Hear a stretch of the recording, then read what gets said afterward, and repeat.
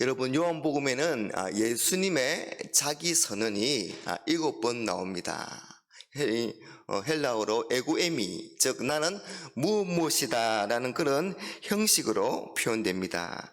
여러분, 성경에 나오는 나는 무엇이다 라는 표현은 아무나 사용하는 그런 표현이 아니라 하나님의 자기 계시의 표현입니다. 그래서 이런 표현을 통해서 하나님 자신을 드러내시는 겁니다.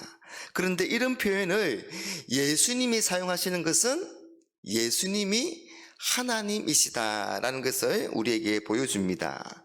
예수님이 곧 하나님이시다라는 겁니다.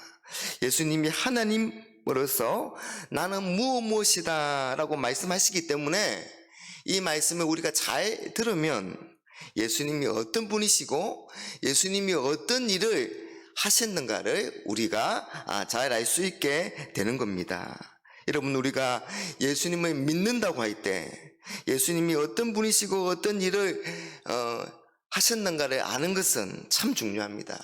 왜냐하면 우리가 예수님을 제대로 믿는 일에 아주 중요합니다.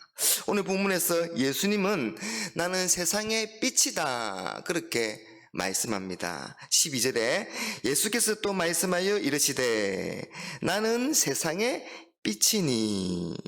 여러분, 성경에서 빛은 여러 가지 의미로 사용됩니다. 창세기에서는 하나님께서 세상을 창조하실 때 빛을 창조하시고 그 빛으로 빛과 어둠을 나누셨습니다. 요한복음에서는 이 빛을 생명에 관련하여서 말씀합니다. 오늘 말씀처럼 나는 세상의 빛이니 나를 따르는 자는 어둠에 다니지 아니하고 생명의 빛을 얻으리라. 요한복음 1장 4절에서도 예수님 안에 생명이 있는데 이 생명이 뭐라고요? 사람들의 빛이다. 사람들의 이 생명이 사람들의 빛이다. 그렇게 말씀합니다. 여러분, 빛이 생명을 의미한다면 어두움은 사망을 의미합니다. 예수님이 이 땅에 오신 것은 바로 죄악의 어둠에서 멸망의 길로 달려가는 영혼들을 구원하여서 생명을 주시기 위함입니다. 그래서 예수님이 나는 생명의 빛이다 라고 그렇게 말씀하신 것은 바로 예수님이 세상의 구원자, 즉 메시아라는 말씀입니다. 그래서 마태복음 4장 16절에서 이 성경은 예수님과 우리에 대해서 말씀하시면서 흑암에 앉은 백성들이 큰 빛을 보았다 그렇게 말씀하고 사망의 땅과 그늘에 앉은 자들에게 빛이 비추었도다 그렇게 말씀합니다. 세상의 빛, 생명의 빛이신 예수님은 자신에 따르는 모든 사람들에게 생명으로 인도하십니다. 그러면 그 생명의 빛으로 말미암아 질병과 절망과 좌절과 상처와 죄악이 치유되고 깨끗하게 되는 겁니다. 그게 생명이죠. 나는 세상의 빛이라고 말씀하시고 나를 따르는 자는 생명의 빛을 얻게 된다 그렇게 말씀하셨는데, 자, 그렇다면 어떻게 우리가 예수님을 따라 살 수가 있을까요? 그건 우리가 마음의 문을 열고 예수님을 받아들여야 하는 것입니다. 오늘 본문에 보면 이 세상의 빛, 생명의 빛으로 오신 예수님과 이 바리새인들이 계속해서 충돌하고 있습니다. 그들은 성경을 많이 알고 있었지만 빛으로 오신 예수님을 알지 못하고 믿지 못합니다. 그래서 예수님을 반대하고 예수님을 따르지 못하죠. 왜냐하면 그들은 예수님을 그저 육체의 눈으로만 보았기 때문입니다. 사람의 기준만을 가지고 판단했기 때문입니다. 오늘 말씀 15절에 너희는 육체를 따라 판단하나. 그들은 예수님을 바라볼 때 육신적으로만 바라보았습니다. 요셉의 아들 예수, 선한 직업을 가진 목수 예수, 나사렛 출신 예수, 그들에게 중요한 것은 겉모습이었습니다. 그러니 그들에게는 예수님이 절대로 메시아가 될 수가 없는 겁니다. 예수님에 대하여 불신과 의심을 가지고 바라보니 어떻게 그 예수님의 말씀이 제대로 들리겠습니까? 예수님을 땅의 시각으로만 가지고 바라보니 어떻게 하늘에서 오신 그 예수님을 이해할 수가 있겠습니까?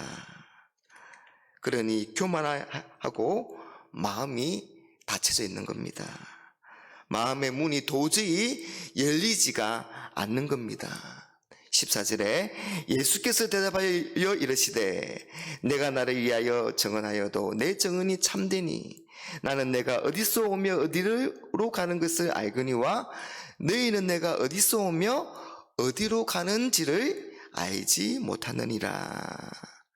그들이 마음을 열지 않고 예수님을 받아들이지 않는 그 완악함 때문에 예수님의 말씀이 이해되지 않고 예수님을 믿을 수도 없는 겁니다.